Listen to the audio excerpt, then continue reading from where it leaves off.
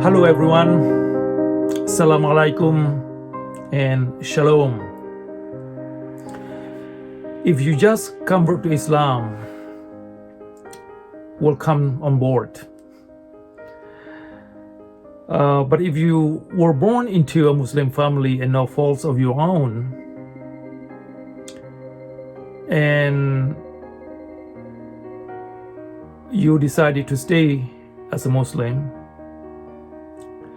but you're not quite sure whether you want to, think it over. So if you just convert to Islam, the same thing. You're not quite sure yet, but somehow here you are. You just took Shahada and you are a Muslim. So either case, I'd like to share some thoughts.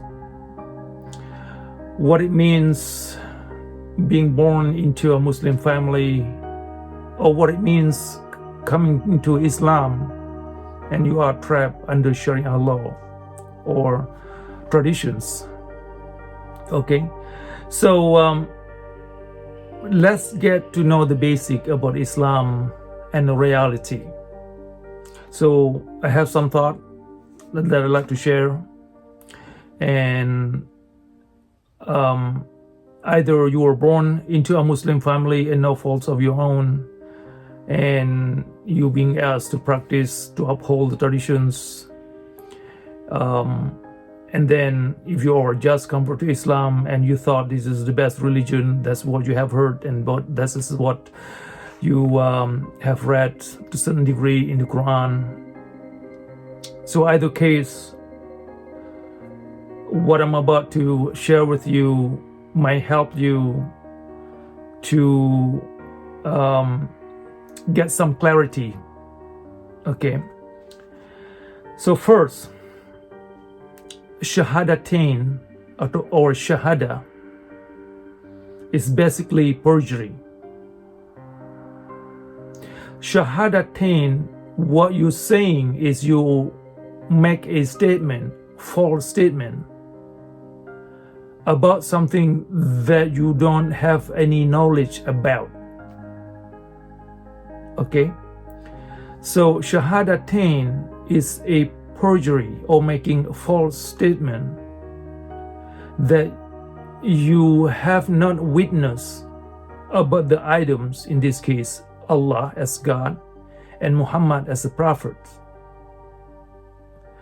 So you are being asked to enunciate, to proclaim something that you have not witnessed, that you have not having a contact with such items or elements. So understand that Shahadatain or Shahada, basically a perjury. It is an oath to commit into something beyond your consciousness. So it's completely beyond your comprehension. It is completely above your head. So that's a lot of items in Islam, either sometimes referring to ghaib, or referring to taqwa, or referring to iman. All of that is the same, pretty much the same thing. To ask you to commit something that you have no way of knowing, to verify and to validate the claim, other than just blind faith. All right. So Shahadatain is about asking you to do something that you don't understand, or to follow something that you don't have the capacity to analyze the values or the wisdom that it contains, so that you understand what is it that you're doing. So when we have in Islam to follow Allah or to obey Allah and to obey Rasul, and sometimes vice versa, either to obey Rasul, thus to obey Allah. Either way, if these two items that you don't, if these two items are not within your circle of influence, that means you don't have any idea what is it that you are following. Okay, so why this is so important to understand? Because in Islam, what makes Islam so backward and so barbaric and so savage is because you will learn later in life or later as you coming to Islam that you have to love the Prophet more than you love yourself. If you are asked to love the Prophet more than you love yourself, while the Prophet asking you to do harm to society and to yourself in the name of God. So this is the trap. So committing to what the Prophet asking you to do, which is part of Sharia law, you exhibit what the Prophet is doing or what the Prophet did. If you ingrain into Sharia law and trying to establish the Sharia law, what you are doing is exhibiting the behavior of the prophets. They are inhumane, they are preposterous, that they are completely immoral. So if you committed to do that, that harm you. You're basically putting yourself to something that against your way of being, your fitrah. We are inherit a human endowments. Among them are we have sense of morality, we have sense of awareness, what's right and what's wrong, and we have sense of to be able to cultivate our innate ability to fashion or talent, and some other components that we are inherent as human. So all of that, when you're committed to do the Sharia law, you disown your very humanity, your self-worth. When the Prophet asking you to love him more than you love yourself, while he is asking you to do harm into the society and to yourself. And then we are asked to do worships, which is pray 5 times a day, and then worship, do not worship idol and any items that you consider idols. Either could be stones and could be anything. But the problem is that is the very things that we are doing as a Muslim, to worship stone, which is black stone. Okay, so that attached to the Kaaba. If you think paganism is shirk, could not be more shirk about Islamic rituals. Either pray 5 times a day, either doing Hajj or Umrah, or any other ritual related, including to do the prayer for the dead. Okay, so that is when it comes to Shahada, you are committed. You are asked to commit to those type of things, and to promise you that somehow when you do all those items, either prayer or Shahada and fasting, doing Umrah and Hajj to make you better human being. They don't. Islamic ritual cannot take you to become a better human beings. Islamic ritual cannot transform you into enlightenment. So basically, Islamic rituals only for the sake of religion, and that's it. It doesn't, you cannot fix yourself just by doing the prayer. You cannot doing introspection so that you can improve yourself and how you cultivate your potentials and for better self-awareness and a spiritual awakening. So Shahada basically a perjury and basically asks you to commit to what Muhammad asked you to do, not God, that you think is coming from God. It is not, but it is by the traditions of Muhammad, his actions and his word, according to a group of people, be Sahih al-Bukhari or Imam al-Bukhari or Imam Muslim and Imam Abu Dawud and others who write hadith. And that includes Asbab Nuzul. And that include opinions of scholars such as Al-Ghazali and others.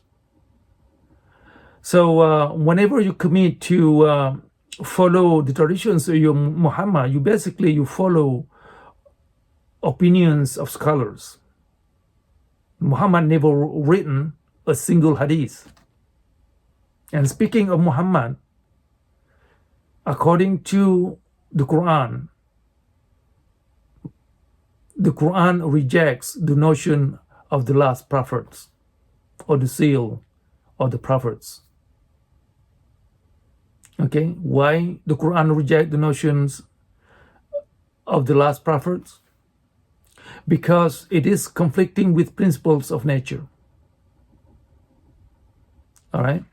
So, and then when you look at the hadith itself admittedly that the central figure, which is Muhammad in hadith, is telling you that the figure of the prophet that they're talking about, basically a fictional character, is personified character.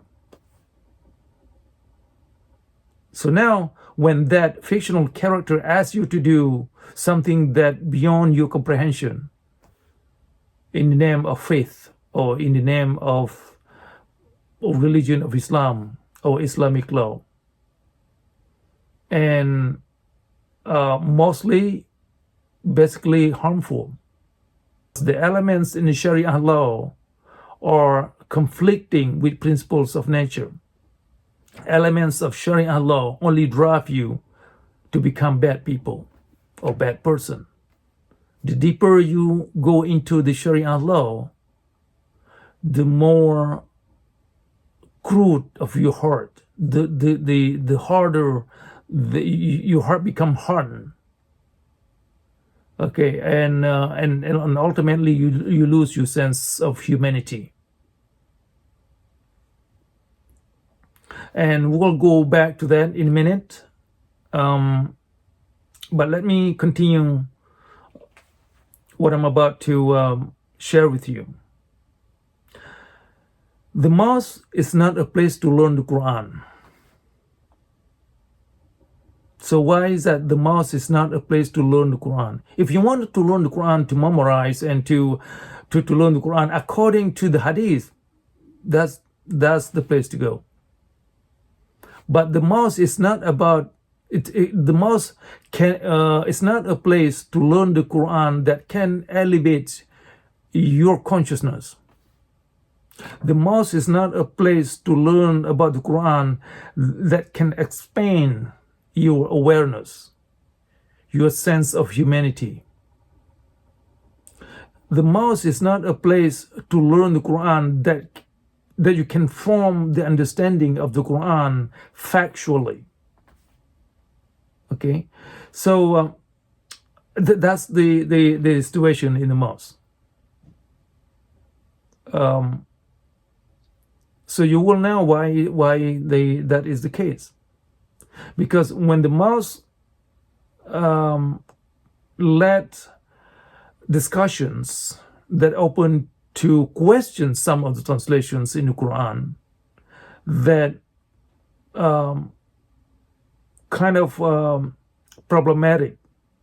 Some of the verses that has been translated that cause so much turmoil, so much misery in Muslim community, that contribute to barbarity, and then that contribute largely to the Sharia law. So the mosque is to protect the traditions and not to expand your awareness so that you can fashion and recalibrate the understanding of the verses. And that's why the mosque is not a place to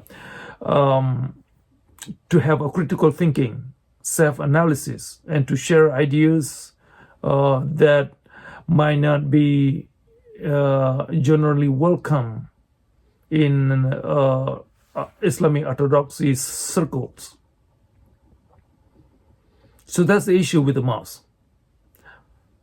Like I said, the mosque is not a place to learn the Quran that expand, that awaken you, then that can that can enlighten you.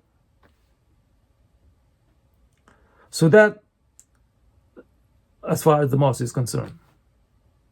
So basically the mosque, the only functions the mosque is to pray 5 times a day, doing ritual, and pray for the dead, which is the funeral prayer. There's no other functions that I can see. Well, there is some classes for the kids, but even that is a lot of doctrines that can be a bad influence on the children. Next, when hadith accompany the Quran, makes the Quran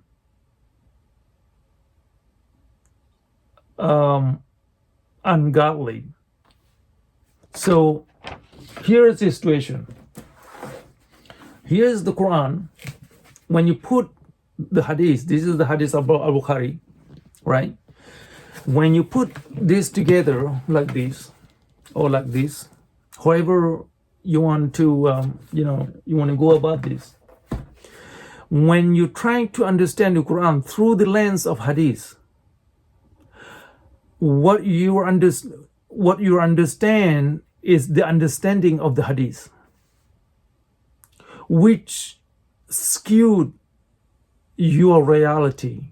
The hadith portray your worldview is so skewed. The hadith is not to explain the Quran that that help you to understand yourself. The hadith is not to explain the Quran that makes you aware, to expand your awareness, that can take you to the highest consciousness. In fact, the hadith is doing the other way around. The point of the hadith is to create the Sharia law, which is to make your life to live below the level of the beast, to make your life to live in despondency and being delusional.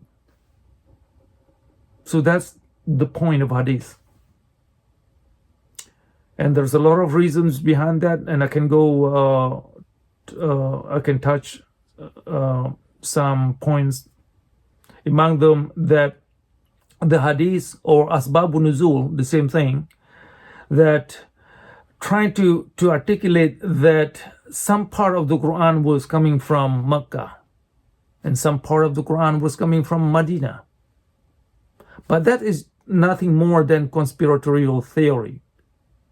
Okay?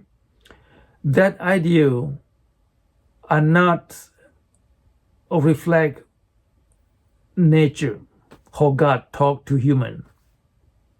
Okay? So, furthermore, the point of hadith to convert the good verses of the Quran and translate it in a way that make it that will make it hard to digest, that can ruin your soul. For example, verse 256, Surah Al-Baqarah, that has no compulsion in religion, or la ikraha fid din. If you just convert to Islam, that's probably what you heard among among them. Oh, there's no compulsion in religion. There you are, you persuaded and convert to Islam. You would think that you have the right to change your mind. But when you are convert to Islam, when you are a Muslim, the same thing, people who were born a Muslim, that you don't get to say, hey, let me think it's over. You don't get to say, I'm not sure about that and I have a different understanding of such and such. So, La ikraha fi din, basically translated under Sharia law, means you have to obey whatever the ulama is telling you. Because the ulama is speaking on behalf of the Rasul, of Muhammad in this case.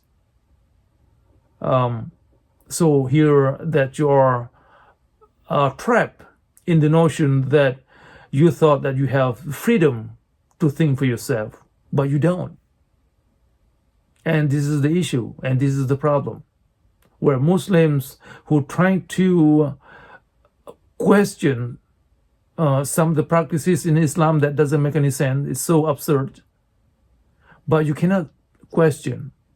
You're not supposed to question anything, but to obey, to follow, and to be afraid of God.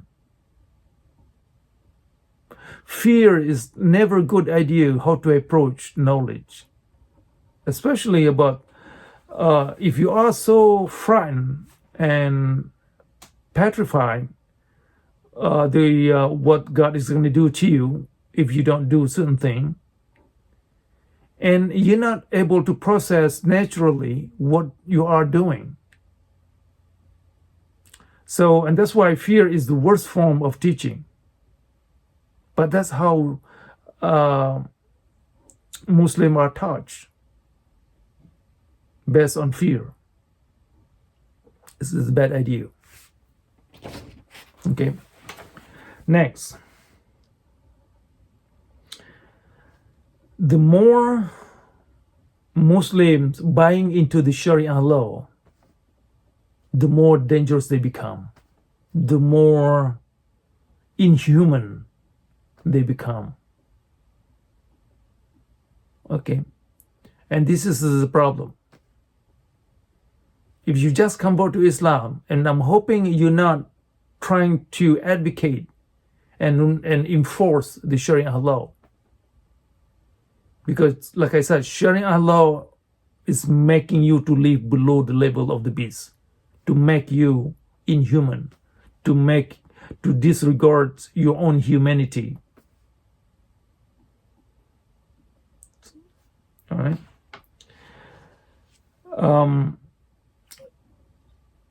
No country that has showing human flourishing just because of Sharia law. Sharia law cannot take you into enlightenment.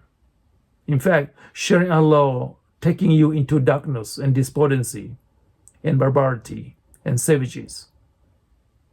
And that's where it's going. So it's a lot more we can talk about the Sharia law and what it entails. But for now, dig for yourself. This is the hadith.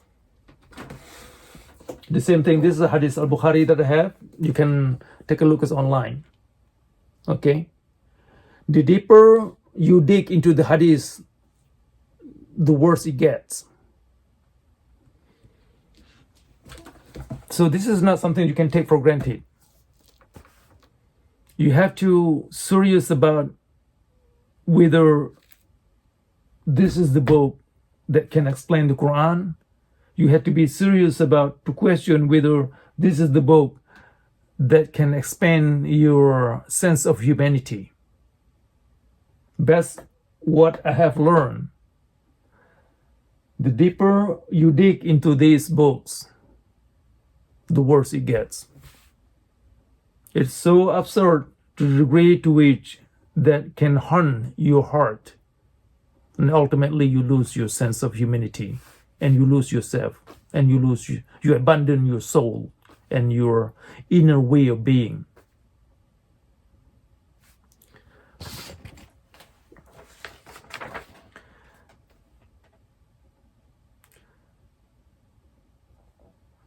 Earlier, I explained that Quran rejects the notions of the last prophets. Now, let me expand a little bit about this. When the Quran rejects the notion of the last prophet or the seal of the prophets, that means the Quran rejects the notion of God by the last prophet. Okay? And that includes the religion that taught by the prophets. In this case, the prophet of Muhammad, that Muslims believe as the last prophet. So verse 19 and verse 85 in Surah Ali Imran, in those two verses has the word Islam in there. Understand, the word Islam in those two verses doesn't mean Islam as a religion as you find in Hadith Sahih al-Bukhari and the traditions that you find in Asbabun Nuzul, Sirah Muhammad, and others. Because such Islam are so unnatural that make you detached from reality. That's the problem. But those two verses usually used by Muslim preachers to justify that there's no other religion that God will accept except Islam. Right? That's what you are told. No other religion beside God that will be accepted by God except Islam. The problem, Islam without Sharia law is not really Islam. And the problem, when you are getting into the Sharia law, or when Muslims are establishing and forming the Sharia law, that makes Islam dangerous. That makes Muslim community becomes bad people. All right? So, and that's why the Quran rejects, based on my understanding, rejects the notion of the last prophet, which reject the notion of Islamic law that coming from the religion of the last prophet, which is, in this case, the religion of Islam. All right? So now, let me expand a little bit further about Kaaba that we talked earlier. Why I said Kaaba is nothing more than idol. If you think bowing to an item, that is shirk, all right? Praying to Kaaba, whatever you want to call it, you can call it Qibla as justification, you can call it as part of unity to gather the Ummah so they can do the same form of prayer. Whatever philosophical ideas, that you can throw at it does not change the reality. The reality is Muslim bowing to an item, which is here is black stones or Kaaba or bows, is a form of idolatry. So if you think the paganism was haram or forbidden and unforgiven sin, so using the black stone and Kaaba is nothing more than pagan practices. All right. Again, if you think paganism is shirk, and this couldn't be more shirk. So you make that decision for yourself. So I don't mind people worship, whatever they please, as long as they don't take it and force into other people through Sharia law. The problem I have is that when Islam becomes Sharia law, that Islam transgresses the right of others, violates the right of others. And that's why I said earlier, when you're coming to Islam, or if you are born in Islam, you don't get to say, let me think it over, or let me analyze, let me understand, let me form my own understanding. No, you don't have that choice. Especially women, when we talk about hijab, that being translated as head cover. All right, and so the Sharia law force you to, if you are a woman, force you to wear hijab. But hijab does not symbolize righteousness. Clothes or garment is your behavior. So dress your best temperament, or dress yourself and fashion yourself with the best character, the best temperament, the best behavior as your garment to protect you. But that's not how Sharia law understand that verse. But in fact, in Islamic community, rarely that verse is discussed. What Muslim understand largely, they understand the hijab, and because they take it from hadith, and to cover their faces, and you can't even see their eyes. So please, ladies, do not dehumanize yourself. If you convert to Islam, if you think that you wear clothes that people cannot see your face and somehow you are pious and modesty, you're not modest. Just because you don't wear a piece of cloth in your head or head cover, somehow you are not wearing modesty. That argument is false. That argument is not, I would say, intelligible. So ladies, if you just convert to Islam, take your time to understand the Quran based on your way of being, your basic nature as a woman. You don't read the Quran through the lens of man, which enslave the woman largely, especially through Sharia law. All right. So, and then let's talk about ulama for a minute. Ulama are esteemed as the expert of Islam, right? That's what you are told, probably. That's what I've been told. That's what Muslims believe across the globe. Ulama is the expert of Islam. But rarely been questioned, what kind of expert are we talking about? Understand, ulama are not they are not the experts of knowledge of facts. Okay, ulamas, they are not the experts of psychology, they're not the experts of spirituality, they're not the experts of morality.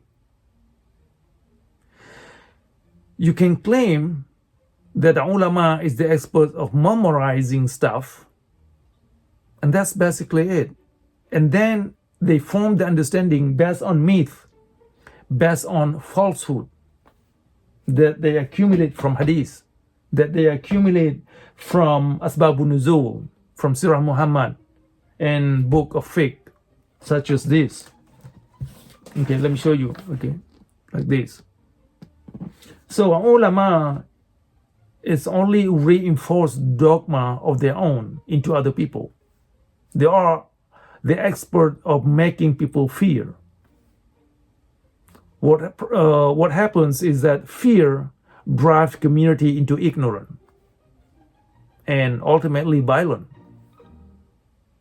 So understand, ulama is not the expert of understanding the Quran based on how nature works. So if you take the Quran and ask ulama and to prove what is akhirah, right? They don't have any idea, because the akhirah they understand is the world afterlife. They never experience such a situation. But they make big claim the situation in afterlife. Who is going to go over there? Who is going to get women's? Where is going to live? And who is going to meet the prophet and such? So all of those are basically unproven claim and basically just myth. Hypothesis upon hypothesis is not the road to truth. So that as far as the ulama is concerned. Just because they read a lot of books, they can speak Arabic so fluently, they memorize the Quran, they read the Quran during Ramadan, cover to cover. Just because they have the articulation, the Arabic such melodious, that doesn't mean that they understand their understanding. That doesn't mean they understand what they are saying, other than what they have read through the memorization, what they have read according to the opinions of their scholars, from their earlier scholars like mazhabs and such. Okay. So now, let me expand about the idea of the akhirah that we just talked about. The akhirah as a final destination that you'll find in Islam is bogus. Why I say it's bogus? That idea is only to trap people for fear, and then that concept is nothing more than Ponzi schemes. So in that realm, when you tap into something that you don't understand, that unreachable, inaccessible to you, that you are vulnerable to be blackmailed, that you are vulnerable to falsehood. If you follow that path, there's no way of knowing the certainty of uncertainty. Okay, if you're going to find, there's no, if you try to find the certainty in the realm of uncertainty, you're not going to find it. And that's why I ask Muslims, or you can ask yourselves, since you just convert to Islam, or if you were born as a Muslim, if you never asked this question, ask yourself, what is the value of your prayer that you do every day? Which one that has been accepted by God, by Allah? If you cannot answer which one that has been accepted and which one is not, you have no of knowing the value of your rituals that you are burdened yourself with, that the religion has put upon your shoulder. If you cannot evaluate the nature of your prayer, the nature of ibadah, which is being translated as the purpose of life, if you cannot quantify where you are in your life, whether God will, let you to the heaven, if you not even know the circumstances of the heaven that you are seeking,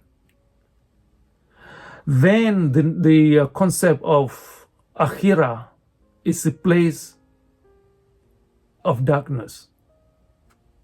Because this is the realm where the ulama are making false claim that cannot be verified about the hellfires, who's going to go to the hellfires, and they claim that many women will be in hellfire, right? And all kinds of pictures of God's going to torture you for eternity if you not obey something. And then ulama will make claim, for example, based on the hadith that they read, that if you are a Muslim, no matter how horrible you are and whatever crimes you committed, God will let you into the heaven. I mean, that's kind of claim that drive people into ignorance. And then for jihadis, and people will be indoctrinated and into to do things that they wouldn't do otherwise. So if the ulama can make you believe absurdity, certainly they can inspire you to act something heinous that you wouldn't do otherwise. Okay. So now, on last point, that obey Allah and obey the messenger or Rasul, it is a self-defeating strategy if those two components are inaccessible to you. You cannot follow Allah or Rasul or both if they are inaccessible, if they are so abstract, if they are beyond your consciousness. These two components cannot be above your head. All right? So the idea is somehow you're not a Muslim unless you obey Allah and Rasul. And then the question becomes, who is Rasul? And then the pointing to the Muhammad. And then what you have to do and what kind of things that you have to follow with Muhammad. Oh, there is a saying of the Muhammad saying such and such. But that saying is also coming from a group of people that basically a gossip is conspiratorial narrations. So you have no of knowing whether you follow the messenger that they are claim, other than just blind belief. The same thing with the concept of Allah. They claim that this is God. That's completely different than other gods. The issue is that when Allah or God in Islam cannot understand or doesn't understand how this nature works, then make Allah irrelevant. No matter how Muslim put into your face that, or push into your throat that Allah is going to hurt you, it's going to torture you if you don't XYZ and such. If Allah is inaccessible to you, it cannot harm or guide you. The same thing with this, the idea of Rasul or Muhammad as the last prophet, as belief in Islam. It's basically does more harm than good. So let me, in closing, that there are two parts of the Quran that converts need to understand. This is among them. There are many dimensions we can discuss about the Quran, but these are among them. That you will notice that there are some good verses in the Quran. There are some good translations, some good pieces in the Quran that are useful, that if you cultivate, and it can benefit you and can benefit society. For example, La ikraha fi din, the idea of no compulsion in religion. All right? So the problem is that Islam without Sharia law is not Islam. Okay?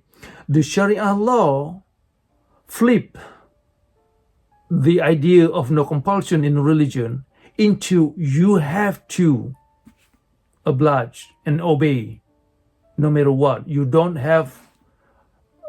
get to say, I have to think it's over. You don't have the right to make your own mind. That makes the verse 256 in Surah Al-Baqarah is a bait and switch.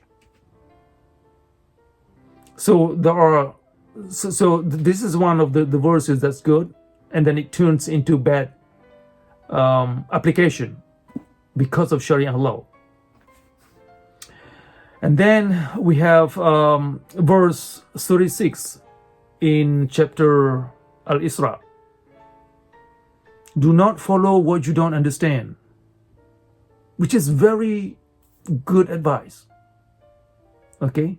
And then because of Sharia law, somehow you have to rely on ulama. You don't rely on your own thinking, on your own capacity to think. You have to listen to them. You have to kind of buying into their idea, even if you don't understand, even if you hurt yourself, okay, and hurt other people at the same time. So you have to buy into their idea. So the verse 36, chapter Al-Isra, follow not what you don't understand, but the way they flip that you have to follow what you don't understand, because the idea of iman or faith, okay, and then there is an idea of aqidah. You have to submit yourself to something that you don't understand, and then they use another concept of ghaib. So when that, you know, when there are verses in the Quran that's useful, but somehow it's not applicable because of Sharia law. And then obviously there's a number of verses in the Quran that has been translated that become harmful. For example, verse 29 and verse 123 in chapter At-Tawbah.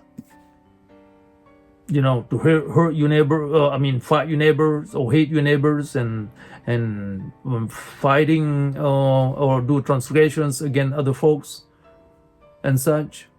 And then verse 191, chapter Surah Al-Baqarah, the same thing.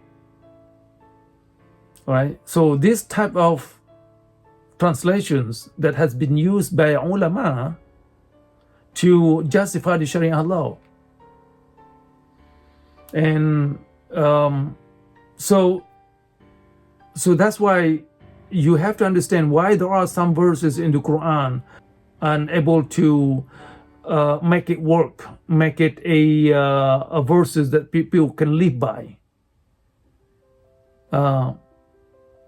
What Muslims do mostly, They pick up verses that has been translated and skewed that potentially harm them. That's the one that they like, because that type of translations fit ideology. And that's why Sharia law is nothing more than a totalitarian religious system that drives community into ignorance and barbarity. So there you have it, folks. A lot more we can discuss what's going on in Islam and in relation to reality that I can share. But if you just convert to Islam, I'm hoping you bring some enlightenment. I'm hoping you bring enlightenment into community so that we can sort through the falsehood, so we can toss away the falsehood that has gotten into our neck. Because so much falsehood in Islam that being used in Sharia law to justify the Islamic law or the law of God. If you convert to Islam, have the mind to transform how to approach the Quran that can benefit us to be, to become the best version of ourselves for human flourishing. If you convert to Islam, have the mind to have critical thinking, to help the community to approach the Quran in different way, in ways that contain universal values, that contains moral virtues, that contains that helps encourage intellectual honesty. Okay, if you convert to Islam, trying to bring some transformations that can take community into higher consciousness. So that's what I'm hoping. I know that your journey is long, but I'm hoping you will take that journey to make a better society, to bring some light into the community, in this case, so that the Muslim will get a chance to re-examine the traditions that had gotten the community at this point into darkness thus far, into despondency and barbarity and savages. That I don't think that's something that the reason you come to Islam.